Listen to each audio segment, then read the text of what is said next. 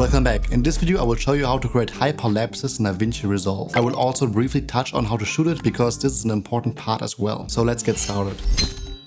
What you want to do first is drag and drop either a video or your images in your timeline. But be careful, if you just drag and drop your images, it may happen that all of your images appear separately. So instead, let's delete everything and let's go into our media page on the bottom left. Here in the middle on the top side, you can find these three dots and then go to frame display mode and then select sequence instead of individual. And now if we drag and drop our images, they appear as a sequence instead of separate images. Then let's go back to our edit page and then let's drag and drop our sequence in our timeline. Here as an example, I took different photos of the Elbphilharmonie in Hamburg, where I basically walked around and held my camera on a specific point in space, so to speak, and always captured the same focal point from different perspectives, where I just walked across the river, always taking one step, then taking one photo, and so on. And then basically you will end up having lots of different shots that look similar, but with a bit of time in between them, as you can see here with the clouds moving as well. So first steps first, you want to go to your Fusion page. I know Fusion may sound scary, but trust me, it's super easy and super simple. Just select your media in node and then press Shift and space and look up tracker. And you want to use this tracker right here and click on add. Then a green IntelliTrack tracker will pop up and then you can just drag and drop that onto one point. I recommend choosing a point that's ideally in the middle of your frame. Let's choose, for example, this corner right here. You can also see on the bottom right side what it actually tracks. Let's select color as well. And as a pro tip to better track it, select your media in node again, press Shift space and look up brightness. And here just add a brightness and contrast node. We will literally just use that to enhance and increase our saturation by a bit as well as our contrast. And this is not to grade our footage, but just to give our tracker more information to actually track our subject. Because now if we select our tracker again, we can see here that it actually increased our contrast, making our tracker work better. Then just set the adaptive mode to best match and click on both arrows to track forward and backward. Just give Resolve a minute to track everything. And then to make sure that everything was tracked correctly, we can hold Command and use our mouse wheel to zoom in. And here we can quickly go frame by frame and take a look where this little arrow is right here that you can hardly see. And if this red arrow is not at the correct space, we can just drag and drop it to the correct corner. Then let's go to the next frame. Here it's also a bit off. And I mean, you could also just leave it at that, but I recommend making it a bit nicer and going frame by frame to make sure that everything was tracked correctly. I will quickly do that for every frame and then explain the next steps. Amazing. Now that everything is adjusted, we can also delete our brightness and contrast node because we don't need it anymore. Click on our tracker node, then go to operation, select none and change that to match move. And then where it says merge, choose background only. Now let's zoom out again by pressing command and zooming out with our mouse wheel. And if I press space, you can see that our tracker stays in the middle. But unfortunately, because our whole image moves now, we get this basically transparent space appearing. And to get rid of it, select the tracker node, press shift space again, and then look up transformation. And here you can slightly adjust the size and fill in the transparent space. Up next, we want to go to our color page. And in here, you can look up the flicker effect. This is not necessary for this clip, I would say, but it's just a good practice in general because especially if you're indoors and there are lights, the flicker effect makes your whole hyperlapse even smoother. And to make it even smoother, you can then go to your motion effects and set your motion blur to something like 50. After that, you can go to your edit page again and let's go to transform and zoom in a bit so we make up the missing space on the right and on the left side. To add even more stabilization, you can create a compound node by pressing Command and E. Let's call it Hyperlapse and click on Create. Then go down and make sure under Stabilization to try different modes, Perspective, Similarity or Translation. I like Similarity for this a lot. Just click on Stabilize to stabilize it. It will take a second. Then you can go into Retime and Scaling and set your retime process to optical flow. But you can even take it one step further and add speed ramps to it, just as you saw in the beginning of this video. For that, select your clip and press Command and R. Then I personally like to go to somewhere like of the 45% mark of the clip, meaning something like here. Then click on this little arrow and add a speed point and then go to the 55% mark roughly of the clip. Again, click on the arrow and add a speed point. Now for the middle portion, click on this middle black arrow and then go down and change the speed to 50%. And I personally find that everything for the other portions over 400% works the best. So 400 for that and 400 for that. And then for the last step, go into your keyframes, make sure that the retime speed is enabled here and click on this little icon, select both keyframes, go to here and select ease in and ease out, select both of these points again and drag the slider all the way. And then you can apply this process to other hyperlapses and then you can make a cool sequence like this.